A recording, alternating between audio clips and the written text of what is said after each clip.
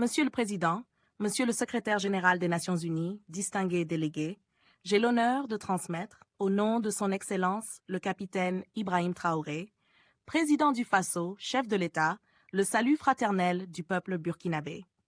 Ce peuple courageux, malgré les adversités, les manipulations et les ingérences, poursuit son chemin vers un développement économique et social inclusif. Permettez-moi d'adresser mes félicitations pour l'élection à la présidence de cette 79e session ordinaire. Mon pays apprécie les actions menées par le système des Nations Unies en soutien aux efforts du gouvernement burkinabé. Le thème de cette session, « Ne laissez personne de côté », résonne particulièrement avec les aspirations des peuples du Sahel, et en particulier celles du Burkina Faso. Je suis un paysan burkinabé, je cultive ma terre avec ardeur, hérité de mes ancêtres, pour nourrir ma famille. Je veux vivre libre, digne et fière.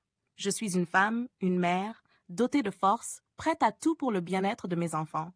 Je veux vivre libre, digne et fière. Je suis un jeune burkinabé, déterminé à contribuer au développement de ma nation.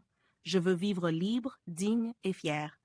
Que ce soit dans les villes, les villages ou parmi les déplacés internes, nous partageons tous le même désir. Notre lutte pour la paix est commune. Nous voulons une gouvernance mondiale inclusive et débarrassée des visions hégémoniques. Nous devons agir ensemble pour construire un monde plus juste. Il est temps d'aller au-delà des discours et de poser des actes concrets. Le Burkina Faso appelle à une gouvernance équitable, loin des préjugés et stéréotypes. Au Burkina Faso, sous la direction de Sem Ibrahim Traoré, des réformes stratégiques ont permis d'augmenter nos capacités opérationnelles et de reprendre le contrôle de 70% du territoire contre 40% en 2022. Ces victoires ont permis à plus de 700 000 personnes de regagner leur village et à 1500 écoles de rouvrir leurs portes. C'est une preuve éclatante de la résilience du peuple burkinabé.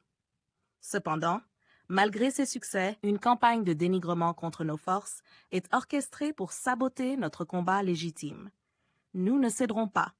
Nos forces de défense et de sécurité, ainsi que les volontaires pour la défense de la patrie, continuent d'agir avec professionnalisme en conformité avec le droit international humanitaire. Nous remercions nos partenaires sincères pour leur soutien indéfectible. Il est impératif de rester vigilant face au parrainage accordé par certains États aux terroristes. Le Burkina Faso, engagé pour la paix et la sécurité, appelle à une action collective contre ce fléau. Le peuple burkinabé est déterminé à financer et mener lui-même la lutte pour la paix et la sécurité. N'hésitez surtout pas à liker si vous avez trouvé ces informations utiles. Partagez votre avis avec nous dans l'espace des commentaires et abonnez-vous à la chaîne pour ne rien rater de nos prochaines vidéos. Merci.